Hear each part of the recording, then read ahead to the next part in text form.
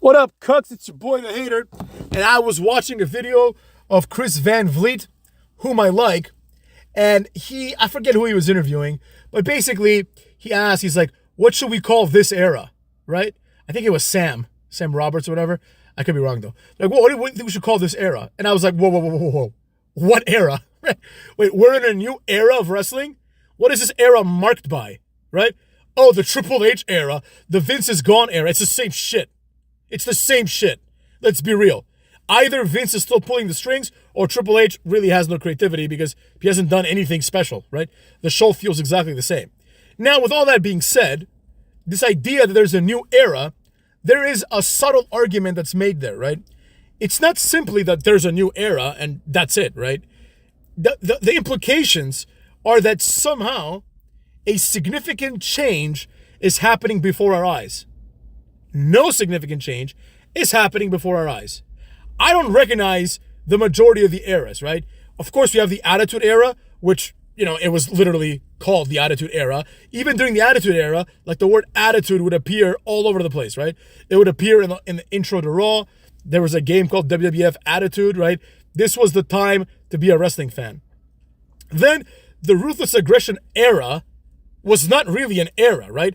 That was just like a promo Vince McMahon cut, and it became known as the Ruthless Aggression Era after the fact because there were so many wrestlers that were new, right?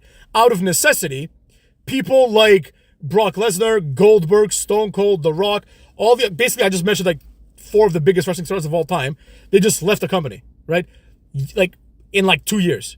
So now it's like, oh shit, we really need to start pushing some new guys, right? They're like, okay, let's push JBL. All right, Guerrero's going to be there. He's going to get pushed a little bit.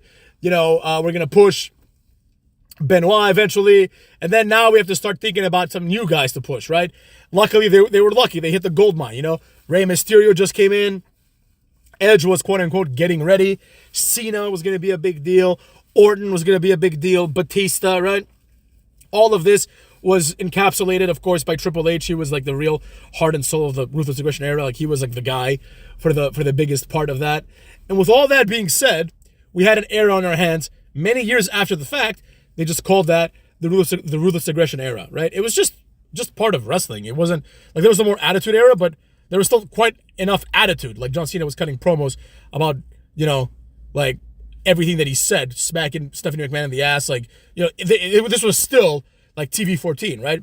Then the PG era started because things fundamentally changed, right? This is earmarked by John Cena, like turning, becoming champion and, going from rapper to just like Superman babyface, right? And so the Ruthless Aggression Era was like 3-4 years. It wasn't this long time period, right? Then, as far as I'm concerned, we're still in the PG era. You can make an argument that there's a new, like the WWE Network era, right? Because things did change, right? There was a fundamental change in the business model of WWE, right? There's no more pay-per-views, et cetera, right? But since then, nothing has changed. I mean, WrestleMania has 2 nights now because of COVID, because they had to make something special. Now they keep doing it for money purposes. But nothing has changed, right?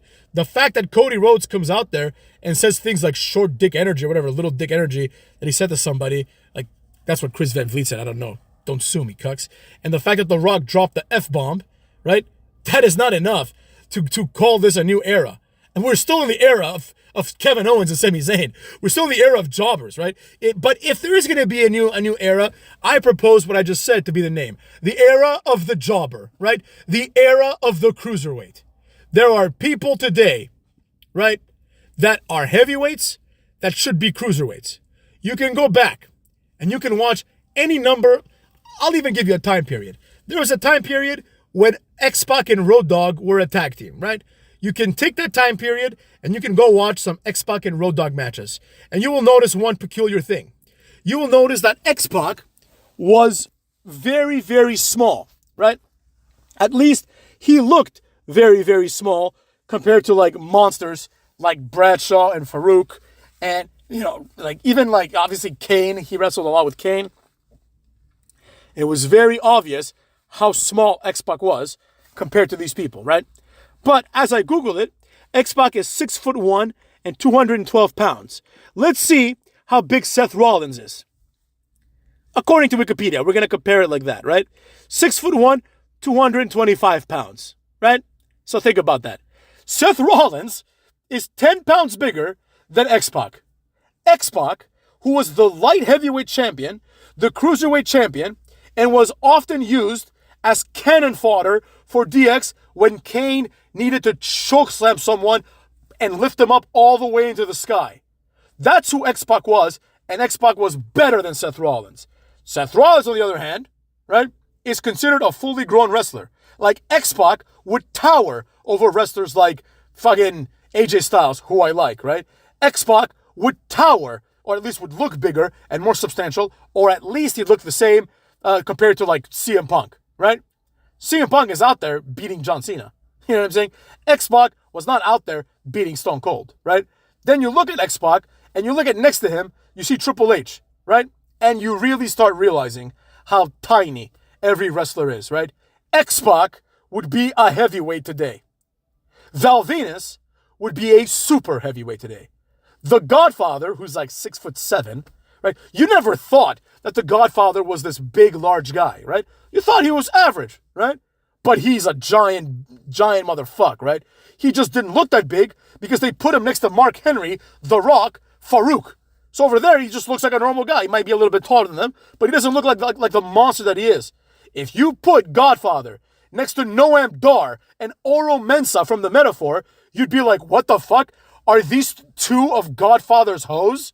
Is Godfather moving on to male hoes?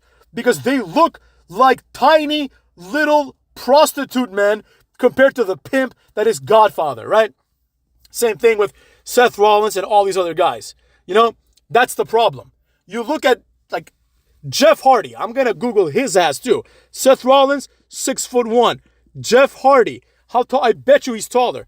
I bet you Jeff Hardy is booked as taller than Seth Rollins. I don't know. He's 6'1". He's the same exact size. But nevertheless, the point stands, right? I thought Jeff Hardy was a little taller, but that's fine. Jeff Hardy is the exact same size as Rollins. He's 6'1" and 225 pounds. And when Jeff Hardy would wrestle Brock Lesnar, what would happen is he would need Matt Hardy, and the two of them would do everything they could, and in the end, they'd get F5 and multiple powerbombed. Seth Rollins is capable of beating in my opinion, a better Brock Lesnar, right? A better Brock Lesnar in like 2 minutes at WrestleMania. So think about how low the standards have become. That's why this new era shouldn't be called whatever they want to call it, the Triple H era, the digital era. Call it what it is. The Little Man era, the Jobber era.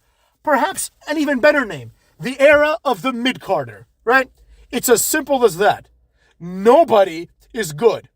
It's really that simple. The best wrestler today, in my opinion, is worse than Val Venis was in the Attitude Era. I don't want to hear it. Oh, Seth Rollins could wrestle circles around Val Venis. Fantastic.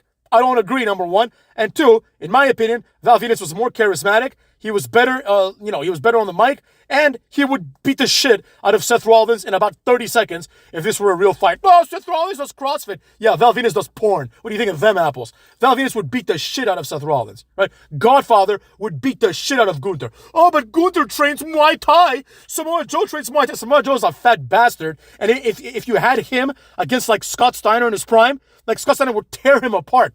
He would tear him apart. Like, you know that when Scott Steiner was like, I call him Sloppy Joe. He's fucking fat, right? You know that hurts Samoa Joe. But what can he do? Absolutely nothing. Because Scott Steiner would tear him in half. You understand me? Right? There's levels to this, right? The masculinity and straight up physical attributes of wrestlers in the 90s and early 2000s were on another level than what we have today. Today, someone like Xavier Woods can have a respectable WWE career. In 1999, Xavier Woods would be jobbing to Jerry Lynn on the Heat pre-show. He would never have a spot on the card, right? Most wrestlers today wouldn't have a spot on the card.